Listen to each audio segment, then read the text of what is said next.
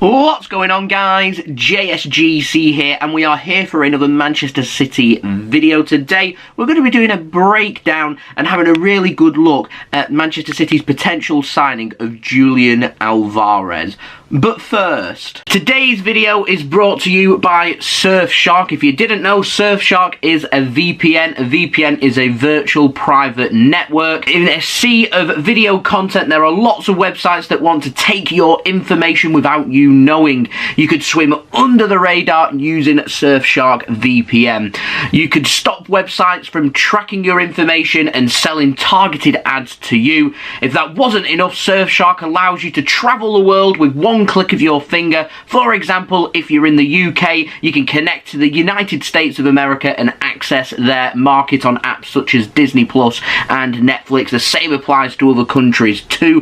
Surfshark allows you to easily access and unblock streaming platforms that allows you into content libraries from all around the world. All you need to do is pick a server, connect, and then you're good to go. Surfshark is great when you are traveling, if you're on holiday or on a business trip and you wanted to connect into your country, make use of some home comforts, then Surfshark allows you to do this. No more will I miss a football game whilst I'm on my travels. So if you want more protection and freedom online, click the link in my description, which not only gives you a mesmerizing 83% off, but also 3 months of service, which is completely free. Surfshark offers a 30-day money-back guarantee, so there are no risks. Go and surf with your own rules. The link is in my description. So let's have a speak about Julian Alvarez. We're going to have a look at who he is, what he potentially could bring to Manchester City, what he's already achieved, and potentially what he could achieve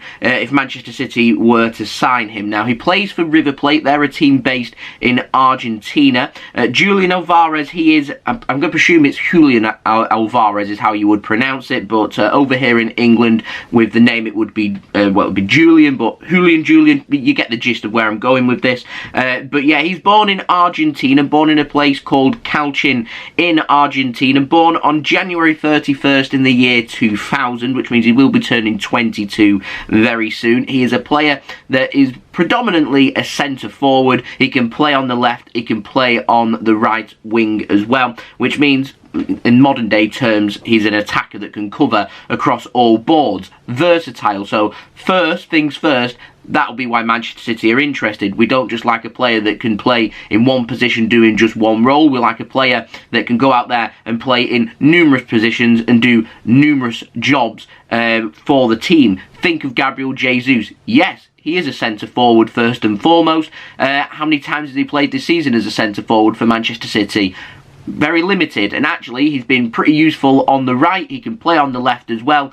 And yeah, like I said, I'm getting similar vibes here from Julian Alvarez for Manchester City. And this transfer actually is pretty similar to that of Gabriel Jesus. We signed him from Palmeiras over in Brazil. The fee was slightly more back then when we signed Gabriel Jesus, with just over £30 million for that transfer. This transfer is probably going to cost City closer to £20 million rather than £30 million.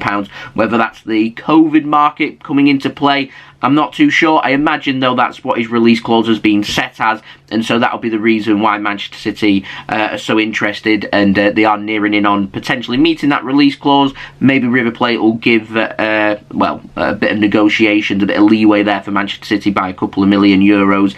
Either way, we'll have to wait and see. But I've seen conflicting reports about how tall Julian Alvarez is. Some say 170 centimetres, some say closer to 180 centimetres. It means we're looking around, what, 5'7", 5'8", 5'9", so physically not the tallest of strikers, but certainly I'm getting some, again, Sergio Aguero vibes here from Alvarez. Now, he is right-footed. I have watched some clips of him on YouTube, and obviously I can't make a proper judgment on the player without seeing River Plate play on a regular basis to be able to comment just on how good his ability is. But from what I've seen of the clips of him, has suggested that he's got a good right foot on him. He's good at near post finishing, again, like Sergio Aguero, and he likes to pop up into space as well.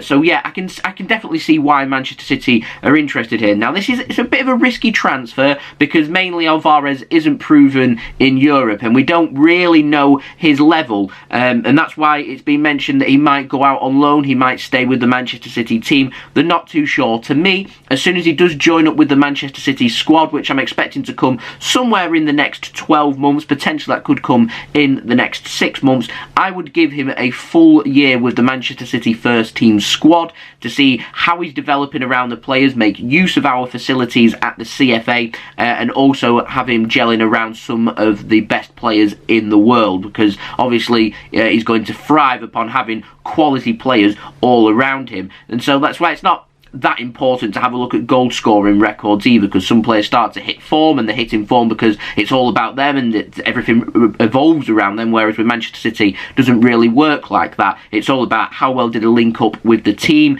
can they go drift out to the right, can they drift out to the left, can they pick the ball up from deep, can they make themselves known with a presence in the penalty area, can they get the shots in at the near post and the far post, can they use both feet. This is what Manchester City have to look at when potentially signing a striker, which is exactly why if City do sign Alvarez, we will still look at another striker, which, yes, it might limit the game time of Alvarez once he really gets going for Manchester City, but it's for the risk and the factor that it's worth for Manchester City. I think City are thinking long term here for Alvarez, and it does allow Manchester City to go out there and sign a striker that may be either in their peak or heading towards the end of their career, which, again, maybe that's been set in mind here for Manchester City, and a little indication being given towards a potential transfer of some younger players like Dusan Vlahovic, and also Erling Haaland as well, players that are 23 and 20 respectively. So yeah, maybe City are thinking about that. I'm not too sure, but I am just speculating there. So to have a look at his record throughout his professional career,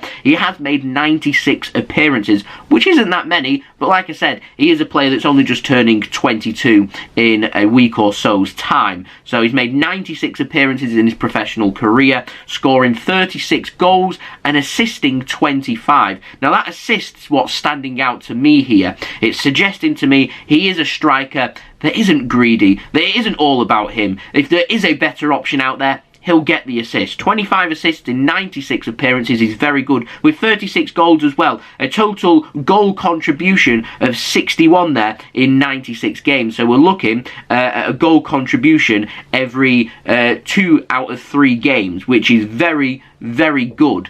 But the level of the Premier League is a lot different to that in Argentina. And so would it be a step up? How would he adjust? How would he adapt? Well, when we've had a lot of other Argentinian players coming over to the Premier League, the large majority of them have adapted very well, and they've been outstanding successes. And like I said, with City, we do look towards Sergio Aguero being our main Argentinian, particularly when it comes to a striker as well. But there's been other fantastic Argentinian players that have really done a job for Manchester City. You've got a cult favourite, Di Michelis. You've also got Pablo Zabaleta, the right back for Manchester City, once upon a time as well. Fantastic servant for Manchester City and highly regarded here in Manchester, of course.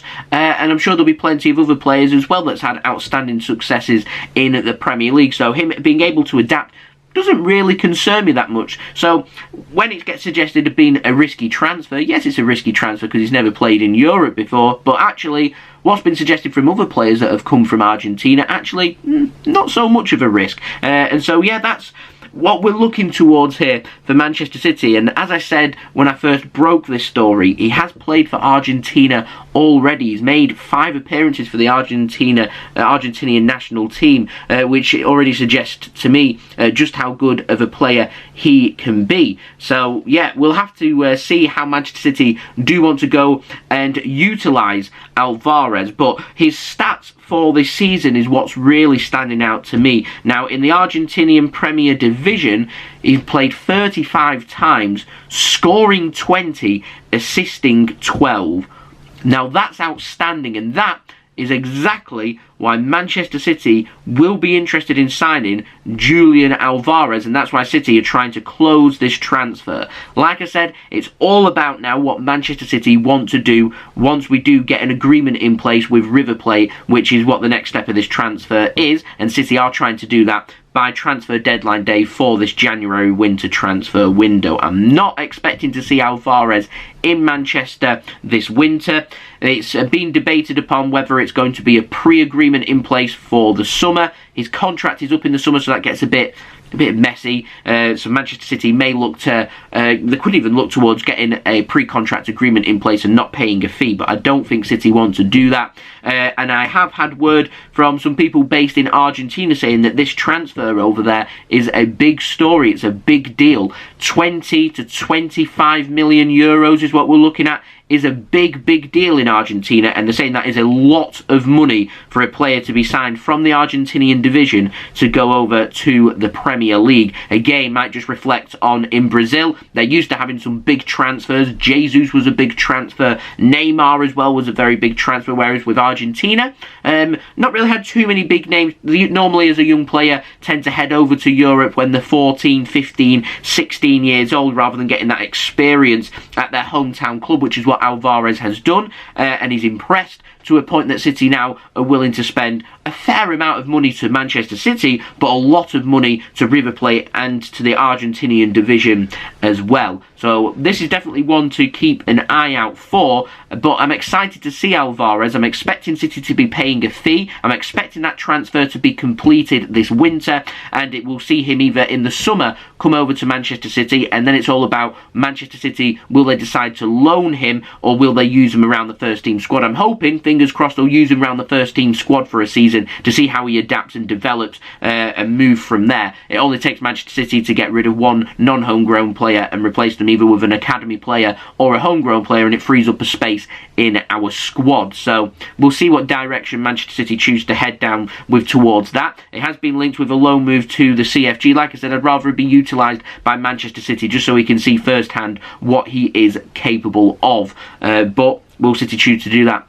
That remains to be seen. Now, what I'm expecting from this transfer is Manchester City to make this signing this winter, and he will remain with River Plate on loan until the summer, and that's all to do with him competing in the Libertadores. I hope I've said that right. I'm not an expert on South American and Argentinian football, but I think they want him to compete in the next phase of that, the group stages. Is that what they're looking for here? For him to compete in that to help the River Plate team, and then he can join up with Manchester City. But if City are paying the money and City want him now, then I don't think River Plate can do too much about it. But I don't think, and I don't see Manchester City doing that, because it means we would have to sell to get him registered into our squad, which again, like I said, I don't think we're going to do that. But this transfer, it's unusual, it's come out of nowhere, it surprises me, but it's everything on paper is suggesting this being a good bit of business for everybody involved. Manchester City getting themselves a great player in Alvarez getting an opportunity of a lifetime for a move to the Premier League, to Manchester City to compete for the biggest trophies in the world, and River Plate get themselves a great amount of money here that can really help them to adapt, to improve maybe their facilities, their training facilities, to sign some players and really help their team out. So we'll see what direction this ends up going under, but yeah, I'm happy about this signing if Manchester City do make it happen, and I'm hoping that we do. I would like to know your thoughts, though, in the comments below. What do you make of Julian Alvarez? What are your thoughts? Let me know in the comments below. So that's been the video. I hope you enjoyed the video. If you did enjoy this video, make sure you do leave a thumbs up. We're aiming now, what should we go for? 200 likes. Any help towards that would be much appreciated. Also, don't forget to leave your thoughts in the comments below. Subscribe if you're new around here. Press that red button, press the bell, and put your push notifications on. We're doing daily Manchester City transfer updates for you guys to look forward to, so make sure you have subscribed with your notifications on. 22k subscribers, that is the aim. We're less than 300 subs away. We're nearly less than 200 subs away now. So I'm hoping to hit that by January 31st of this year, so any help towards that would be greatly appreciated. And also don't forget social media links, they're in the description below and sliding across at the bottom of the screen if you want to go and follow me on my Twitter and Instagram. My email also in the description below too, if you want to hit me up for any sponsorships for any videos or any general business enquiries. And do go and check out today's video sponsor, Surfshark VPN. If you're looking for an exclusive VPN, then Surfshark is definitely my recommendation. Go and get yourself 83% off, as well as 3 months free using my code JSGC. All details and links are in the description if you want to go and check that out, then that would be much appreciated. Anybody that does purchase Surfshark through my link does help to support the future content created here on my channel. And I'll see you all again very soon for the next Manchester City video. So I've been JSGC. Thank you everyone for watching. I hope everyone is safe and well. Peace. Ciao for now.